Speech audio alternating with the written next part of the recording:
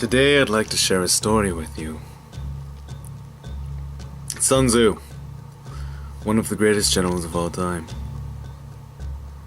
He was at a no-fighting zone. It was an area of peace, where under the emperor, no one was allowed to battle. He saw another general that he was going to go to war with. That other general looked at Sun Tzu and thought, what the hell could this weak little man do? And so he walked up to Sun Tzu, and as Sun Tzu was trying to pass, this other general blocked him. He was showing him how manly he was and saying, you can't do shit. You're weak. You're a joke. And do you want to know what Sun Tzu did? Sun Tzu got on his hands and legs and walked through the other general's legs and then ran away. And that other general thought, what a fucking joke. This guy is a freaking joke. There's no way I should take such a man seriously. Sun Tzu robbed everything that man had. He did not see what Sun Tzu had coming. And the same way in boxing, the punch you do not see coming is the one that knocks you out. Sun Tzu knocked that guy's nation out and took everything. He believed Sun Tzu was a joke. He believed Sun Tzu like there was no possible way that he could be a good general based upon the surface appearance. And the moment he let that happen was the moment he lost everything. Michael Venom Bache. Commentators often refer to this guy as Bugs Bunny, Michael Jackson, Anderson Silva. They think he's joking around. They think he's clowning around. And of course this man is having a lot of fun. He's enjoying himself, but there is more than meets the eye. There is much more than meets the eye. And the moment you think he's joking around is the moment you get hit by a Malphite ult. It's the moment his hand travels through the front of your face and hits the back of your head.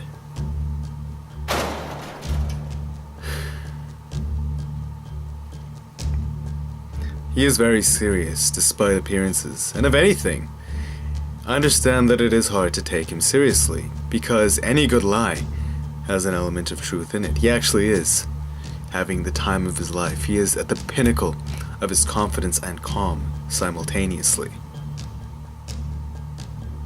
There isn't much you can do. His emotional state takes you over. His dominant emotional state takes you over, and you have no choice but to obey. And the moment you do is the moment you don't see that punch coming. Bam, you fall. But there is another element to this. Another one just as powerful. He not only tricks you into not taking him seriously before he punches you out, he also hypnotizes you. He uses dance, irregular movements, to place you under hypnosis. When you're trying to read his next move, he starts waving his arms and starts overstimulating your brain's ability to process what will happen next. You're caught in this daze, and in your prefrontal cortex you have this part of the brain that reads the next movement of things. It predicts before it gets sent to the thalamus to be reconverted to the occipital cortex as a data you can understand, like data that paints your visual reality before that even happens. You have this part of the brain in the prefrontal cortex, frontal eye fields it's called, that predicts the next movement and gets you ready for it. But how do you do that? How do you do that when a man is abusing that function, abusing your programming, waving his arms, confusing this part of your brain, overstimulating you, making your brain tired, unable to predict what's gonna happen next? You're under hypnosis, you're in a trance, you're just confused. And the moment he sees it coming, the moment he whittles your mind down to nothing,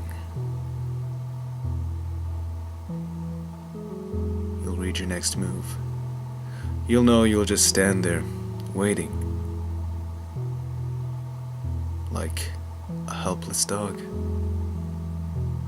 Or, you'll know. You'll lunge at him in helplessness.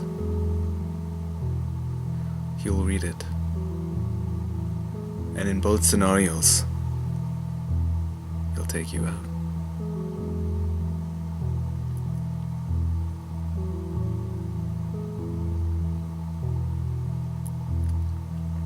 What do you do, right? How do you deal? You can't stay calm in a situation where a man is constantly looking down at you. It appears he's playing. He starts breaking out into dance moves. None of it seems serious. There's this cognitive dissonance, an inability to process what's going to happen next, simply because it conflicts with your martial arts way. His hands are down. You were taught to keep your hands up. He's not taking you seriously. He's dancing around. You were told to be humble, reserved, calm, kind to your opponent. Be grateful, noble.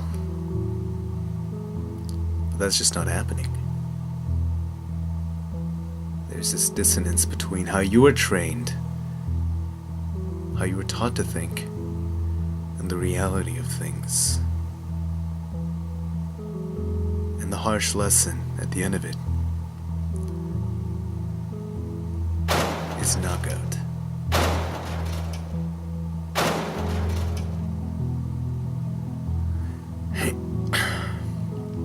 This is a byproduct of a man who does not adhere to dogma, who is not fearful of what others think, but instead chooses to live his own martial arts way, believe in his own way. He doesn't give a shit what others think of him. He's going out there to have fun. He's going out there to do his thing. He's going out there to win his own way. And while most people just refine the same thing over and over again, just listening to what they have to do, he does what he wants to do. And this commonality has been the distinction between average and great. Following your heart or following the herd.